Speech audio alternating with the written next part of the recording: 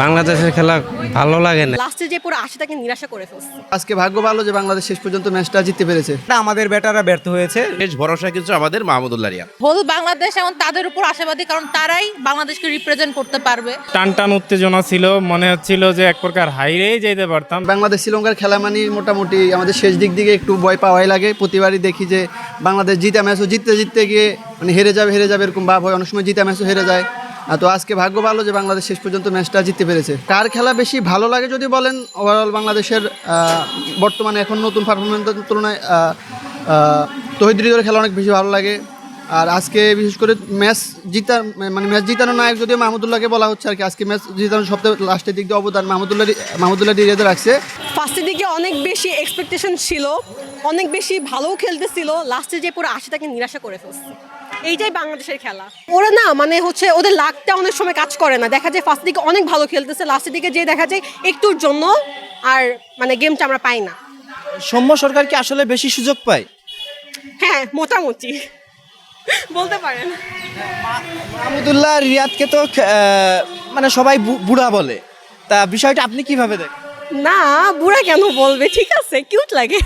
বোলাররা কিন্তু আমাদের জয়ের ভিত তৈরি করে দিয়ে গেছে। পরবর্তীতে দেখা যায় আমাদের ব্যাটারদের উচিত ছিল আসলে সহজ লক্ষ্য তারার ক্ষেত্রে খুব সাবধানীভাবে আসলে ব্যাটিং করা, কিন্তু সেই জায়গাটা আমাদের ব্যাটাররা ব্যর্থ হয়েছে। শুরুর দিকে আমি যদি মনে করি তানজিদ তামিমের যে আউটটা হয়েছিল সেটা আসলে অসাধারণ একটা ডেলিভারিতে আউট ছিল, কিন্তু নাজমুল হাসান শান্ত যেভাবে উইকেটটা আসলে ছেড়ে আসলেন, তারপর দেখা যাচ্ছে আমাদের ওপেনার সৌম্য সরকার তার উইকেটটা যেভাবে বিলিয়ে দিয়েছিলেন, আসলে এভাবে যদি আত্মঘাতী উইকেট পড়ে তাহলে বাংলাদেশ আসলে ভবিষ্যতের যে ম্যাচগুলো আছে সেই ম্যাচগুলোতে ভালো খেলতে পারবে বলে মনে হয় না। তবে ম্যাচটা জয়লাভ করেছি নাবিশ মাহমুদুল্লাহর কল্যাণে, সেজন্য খুব ভালো লাগছে। আমাদের কিন্তু আদি যুগের একটা কথা আছে যে পুরান চাল ভাতে পারে, তার প্রতিফলন কিন্তু আজকে আমরা এর বিগত ম্যাচেও পেয়েছি, আজকের ম্যাচেও দেখলেন যে শেষ ভরসা কিন্তু আমাদের মাহমুদুল্লাহ রিয়াদ। এবং এটা গ্রামের মানুষের যে কথাটা, এটা আজকে একদম 100% আমি প্রুফ পেলাম যে পুরান চাল ভাতে পারে। আমাদের মাহমুদুল্লাহ ছাড়া এখন বিকল্প কাউরে আমি দেখতে পাচ্ছি না।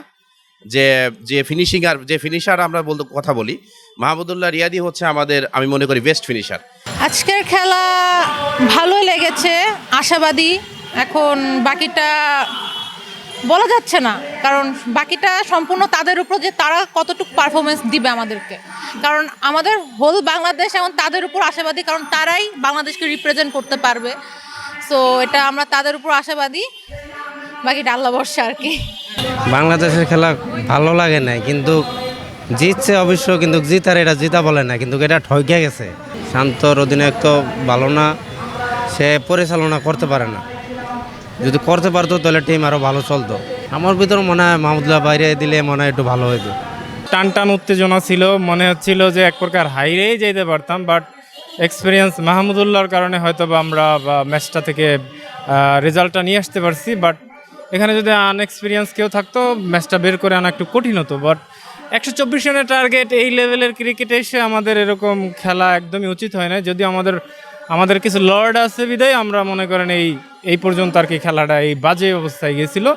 এটা আসলে এক প্রকার হারতে যেটা আমার যেটা ওপিনিয়ন, হারতে যেটা